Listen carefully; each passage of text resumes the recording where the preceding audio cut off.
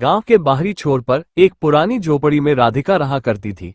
वो गर्भवती थी और उसका पति मोहन खेतों में मजदूरी करता था। राधिका साधारण थी, लेकिन उसका मन आध्यात्मिक रूप से बहुत जागरूक था। वह रोज ईश्वर से अपने गर्भस्थ शिशु के लिए अच्छा जीवन मांगती। घर का काम और खेत की मदद के बीच वह एक बात कभी नहीं भूलती थी। गांव की पगडंडी से नीचे उतरते ही एक बूढ़ा पीपल का पेड़ था। उसके नीचे एक घायल, भूखा और अकेला कुत्ता बैठा रहता था। कोई उसे पत्थर मारता, कोई डरकर दूर निकल जाता, लेकिन राधिका हर सुबह पहली रोटी उसी के लिए बनाती थी। वो उसे प्रेम से देती और मन ही मन कहती, तू भगवान का जीव है। राधिका की यह सेवा पहले तो आदत बनी, लेकिन कुछ ही दिनों में उसकी पूरी जिंदगी बदलने लगी। हर सुबह रोटी देना अब उसकी आत्मा की जरूरत बन गई थी। वह महसूस करने लगी कि यह क्रिया उसके भीतर कुछ गहरा बो रही है, और यह बोना उसकी गर्भावस्था की दिशा भी बदल रहा था। राधिका ने पहली बार रोटी दी तो उसकी आंखों में आंसू आ गए। उसे महसूस हुआ करुणा ही मातृत्व की पहली पहचान है। उसका बच्चा भी इस करुणा को उसके भीतर से अनुभव कर रहा था।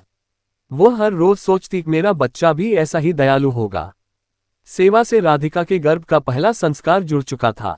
गर्भवती स्त्री को कई बार अकेलापन घेर लेता है, लेकिन राधिका को कुत्ते की आंखों में अपनापन दिखा। वह कहती, जब पूंछ हिलाता है मुझे लगता है कोई मेरा है।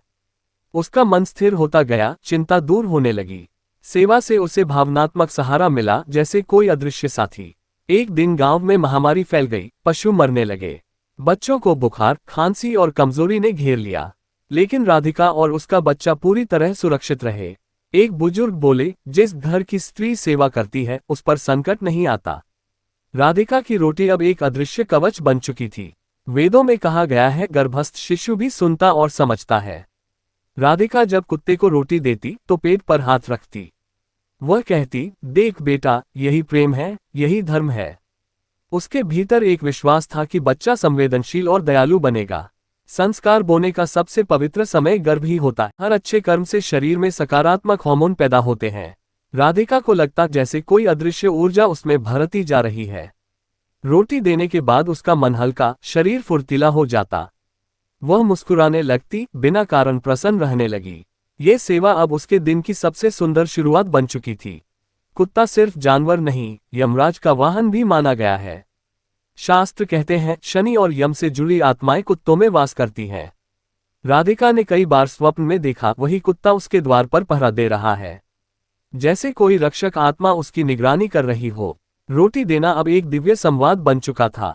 मोहन, जो पहले बेरोजगार और उदास था, अब काम पर नियमित जाने लगा। उसके हाथों को मेहनत का सही मूल्य मिलने लगा। लोग उसकी ईमानदारी की प्रशंसा करने लगे। एक पंडित ने कहा, स्त्री की सेवा ही घर की किस्मत बना रही है। दया का एक कर्म भाग्य के दरवाजे खोल सकता है। राधिका को प्रसव पीड़ा अचानक और तेज आए। गांव में कोई डॉक्टर उपलब्ध नहीं था, हालात बिगड़ते जा रहे थे।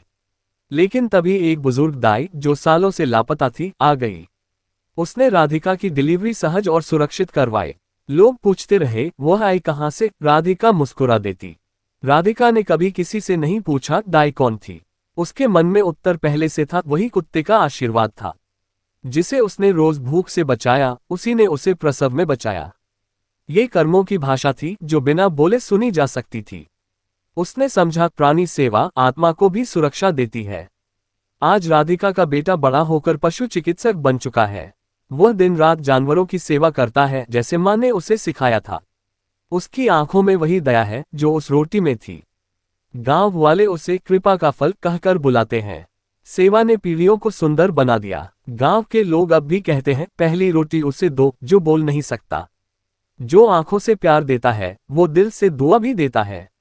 रोटी का वो छोटा टुकड़ा भाग्य बदल सकता है। गर्भवती स्त्री जब सेवा करती है तो भविष्य संवरता है। मौन जीवों की दुआओं में शोर नहीं, असर होता है।